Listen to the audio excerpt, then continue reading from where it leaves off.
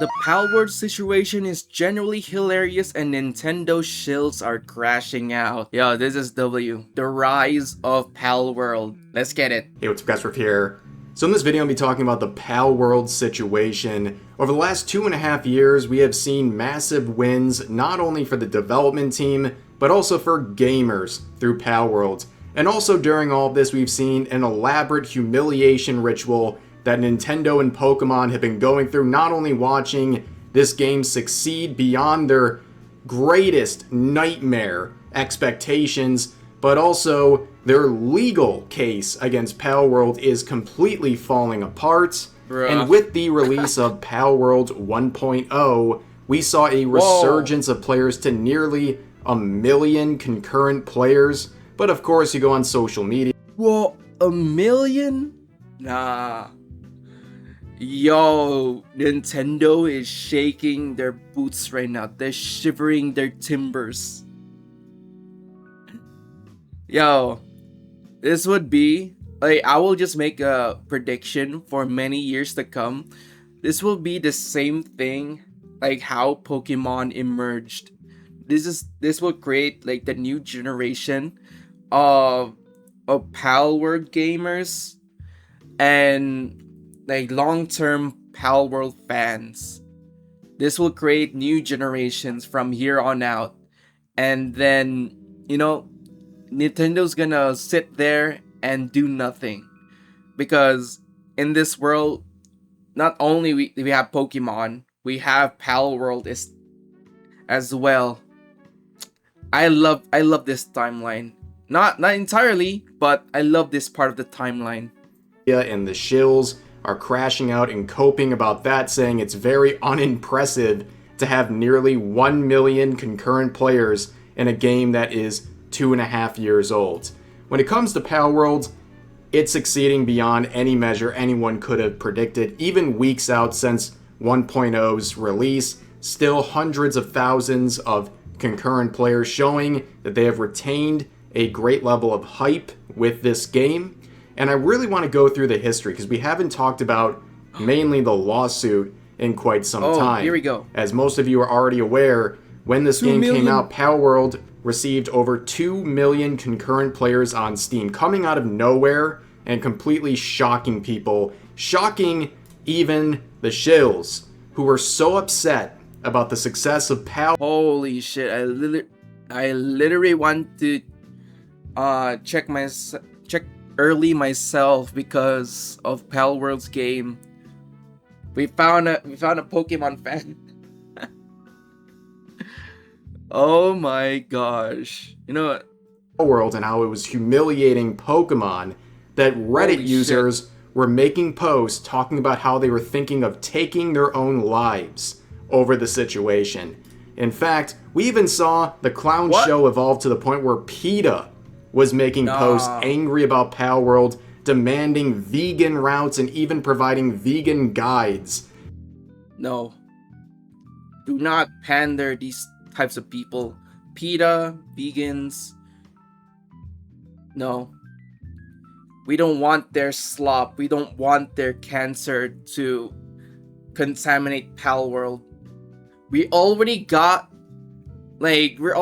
proof of them corrupting other things, and do we want them to also corrupt Palworld?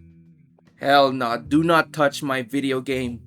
Get the fuck away. Go back to protesting or do some performing stunts out there, not in Palworld, but outside.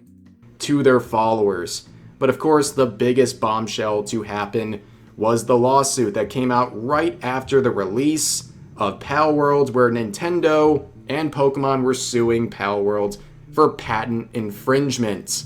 Now, all the shills, they were defending thy billion-dollar company, and it was very embarrassing to see. But what's even more embarrassing is what's going on now.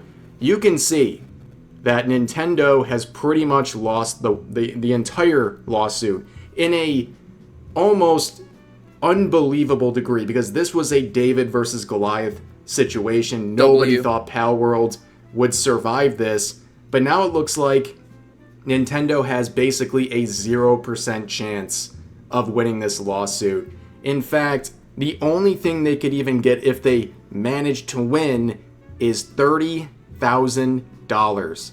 See, when Palworld released, Nintendo and Pokemon had no expectation that it would do so well. And when Palworld reached enormous levels of sales in the tens of millions of units, they rushed and filed divisional patents to try to catch Palworld and hopefully shut it down.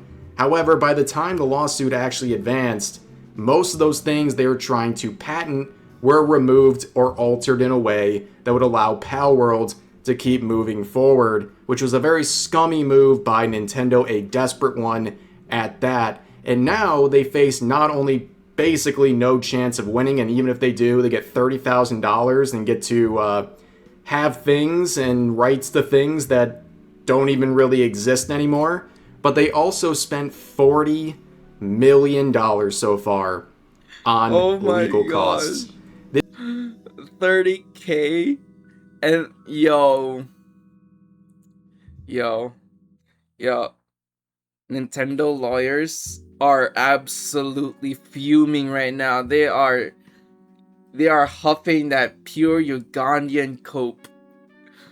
Why would you spend 40 million just to win $30,000?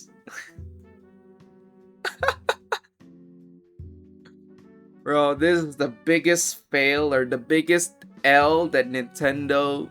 Oh my god, this is the biggest L that I ever seen. Man, you know what? I love the free market. I love the free market that finally Nintendo has a competition on the Pokemon side. They had like for many years they have the monopoly of, you know, the idea of summoning creatures just to fight for you in many battles. Now we got another one, but this time those summoned creatures have guns now. Man, I love the free market. This has been an elaborate humiliation ritual for Nintendo, and I have to say, it's been great to watch. Nintendo has been bullying people, especially legally, for a very long time, and this absolutely blew up in their face and just served as more PR for Palworld. Now, of course, what's going on with the Pokemon Company these days? Well, here's some news today. The Pokemon Company is facing a class action lawsuit after a former executive was arrested for secretly filming people inside company bathrooms. What the 89 videos were allegedly filmed in office toilets. Well. What the fuck? Well then, that's all I can say, but of course over the stretch of time since Palworld released, of course they were not going to maintain those insane release numbers, and journalists were crapping all over Palworld, saying it was a dead game, showing that they've lost so many players. But of course, we got Palworld 1.0 just a few weeks ago. And of course, the journalists weren't done. They're still coping, giving it a 3 out of 5. And of course, gamers... I'm just gonna say this. So, because like you will see like the pattern for many years, like how would games journalists or how movie journalists or basically critics, that when it comes to rating media, like how would they rate media, it will be like the total opposite of what the critics would rate it and what the audience would rate it. If the critics would rate it as a, you know, like as a mid, as a bad product or as a bad media, it will be the opposite of what the audience, the entire player base, or basically the people who really loves the game, they will rate it as 5 stars. Amazing game, amazing show. We love it. Keep making them because we will enjoy buying them, purchasing. If there's any DLCs, we will buy it on the spot. Those like focus on the audience and ignore the game critics, because at this point they don't have any power when it comes to rating your game, rating your show or anything. They don't have the power. They just, you know, like yap and still they don't have power. Let them cope, let them see. Like right now, like these critics or these games journalists that really wants that Nintendo money, they're not really, they're not really hitting their goals. Are mocking the saying, did you just blow in from Stupid Town? Game journalists, when they have to play a game, too many things. Make more cinematics. Video game is held back by gameplay. Reduce the score. And also, like, another thing, I'm pretty convinced that those game journalists, they don't really like playing video games. Oh my gosh, too much gameplay. Ew. Oh my god. Yo, just stop being a games journalist. If you don't like gameplay, which is the main part of how video games work, is the damn gameplay. That's how people fell in love with playing video games, so that they could distract themselves with gameplay with all the rest of the shit that is happening all across the world or probably in their vicinity, and they just want gameplay to be distracting and be fun, so that they could be happy, enjoy the escapism. Holy frick, these journalists are so out of touch. See the actual numbers. It turns out players actually love this, even though games journalists are pretending like it's garbage. Frickin' LARPers. It peaked at nearly 1 million players, which is an insane accomplishment for a game that was released 2.5 years ago. The hype has not died, and you know what? Everybody's joining in, including DSP.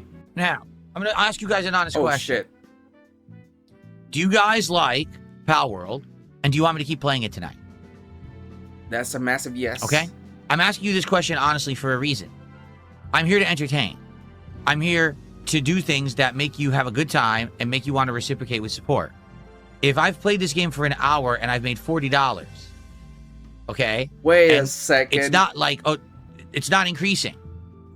Is this the guy who keeps bashing his audience because his audience is not giving him money? Isn't this guy? No freaking way. Yep, he's still doing the same old thing. Why are you watching my stream without ever donating at least $5? It's freaking $5. I don't make content for free. Give me $5 or I'll end stream. In the last hour, I'm not even kidding, in the last hour since we started, Jeremy Gunn had done the $10 super chat, and then within an hour, holy shit, this guy, I made $7. Shut the fuck up. If people don't care for the game, then let's just do something else. If that's the case, I wasn't ever committing to playing this game long term. I want you to understand that.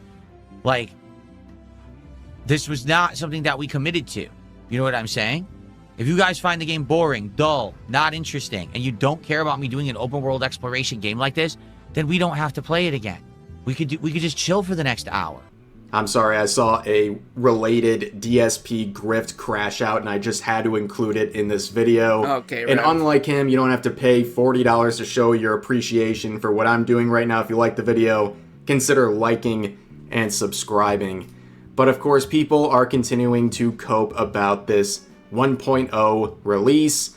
This individual saying Palworld just hit full release and can't recapture the momentum it had at launch. Its momentum came from the early access label and the controversy over creature designs that were copy-paste Pokemon. At one point, do you admit you aided scammers? Yes, this is the modern audience, ladies and gentlemen. They see a game that people are enjoying and they must think it's some kind of a scam. Bro, like, what the fuck is this username? This has got to be the most generic ass username ever. An average gamer. Yep. Guys. What does this user do? You know, like, do they have hobbies? Or I don't know. Like, I don't know. Is this user a gamer? Bro, what the? I mean, when it comes to like in this take right here, bro, they just released like 1.0. Like many more to come, you know, like many more pals, You know what? You know what? I don't know if this is gonna work, but I'm just gonna throw it out there. If Palworld's listening, what if you like you will hold like a competition in like new Pal designs. Whoever made a one of the greatest Pal designs ever, like we're talking about the character designs or just Pal designs that even if like they're different elemental types, different gun types as well. If anyone can make the greatest Pal designs ever, the prize will be like their designs will be in the game and be immortalized within years to come. You know what? Make it every year so that it will be like a yearly tradition that only within the Palworld community has the artistic skills and their enthusiasm to create one of the best Pal designs ever that will be included in the game. But you can see this individual who's totally not seething get hit with a community note that says Steam data shows Palworld exceeded 500,000 concurrent players shortly after its July 10th 1.0 release. In fact, as we saw, that number actually would double to about 1 million. And this individual would continue crashing out in the replies saying Slop World shills. 500,000 is not more than 2 million. I can't stop laughing. This is not a very well-adjusted individual. This person is miserable. But you know who's not miserable and having a very good time on social media? Bucky, the head of publishing and communications at Pocket Pair, who's been celebrating the success of the 1.0 launch, saying what is happening with a screenshot of the player numbers, over 900,000.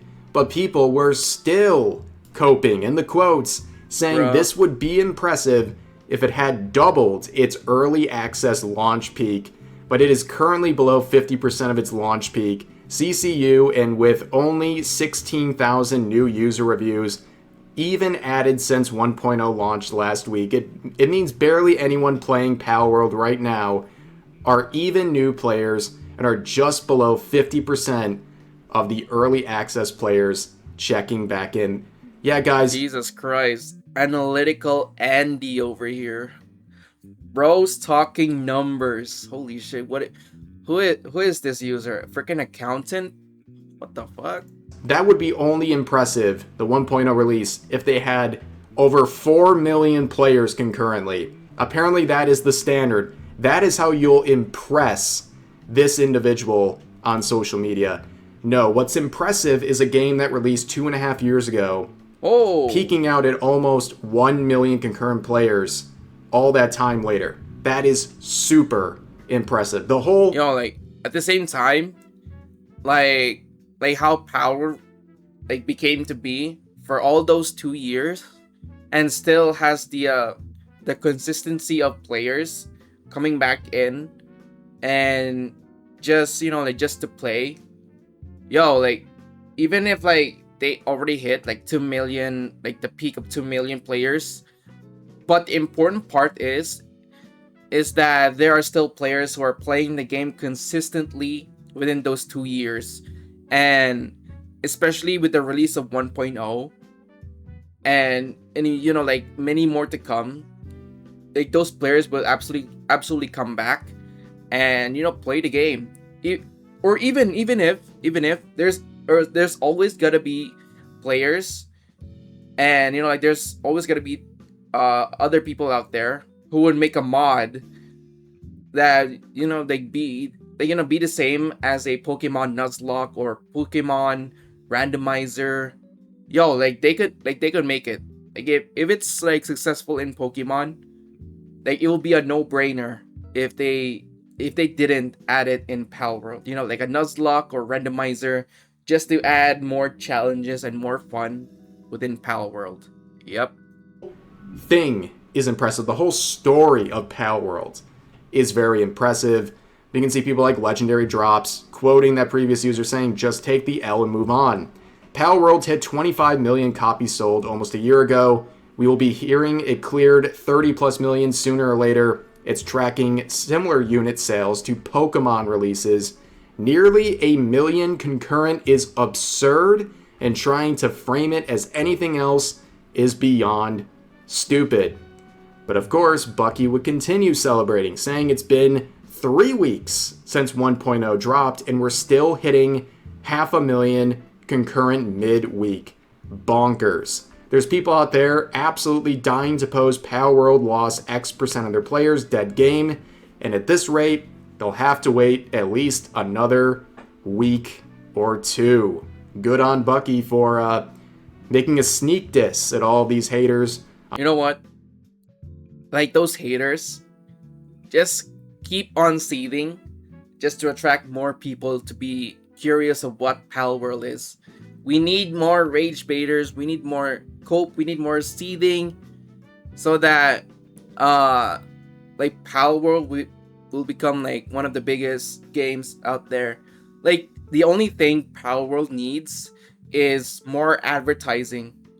Like yeah, word of mouth and memes do wonders, but if they want to grow and if they want to become like mainstream, advertise just like Pokemon does, like advertise your game. And if they have like the official mascot of Palworld, they can just use that and spam it everywhere. We're talking about like at the size of buildings or billboards or even like car skins. Yep. All they gotta do now is focus on advertising so that we can have like more people joining in and having, have fun playing Palworld. And then later on, I don't know, like do they have like online PvP or basically like doing battles, like gym battles, where they could like do face to face with other players fighting with their pals, like a traditional gym battle, on social media here. But we see other things coming out from the development team and Bucky as well. You can see this Dexerto post. A Palworld developer responded to enhanced female Pal mods. And this is the reaction right here, where he just quotes saying, fun.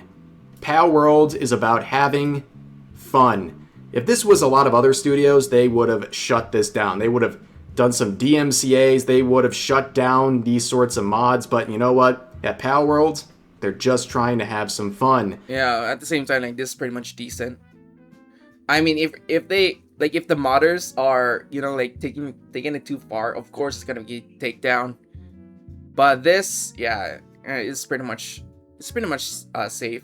And also, another thing we forget about Palworld, how affordable it is, right? A $30 game also produced on a budget of less than 10 million. Kind of flies in the face of ex-God of War creators like David Jaffe here, who recently was saying that games basically have to be $300 million to succeed in this current market.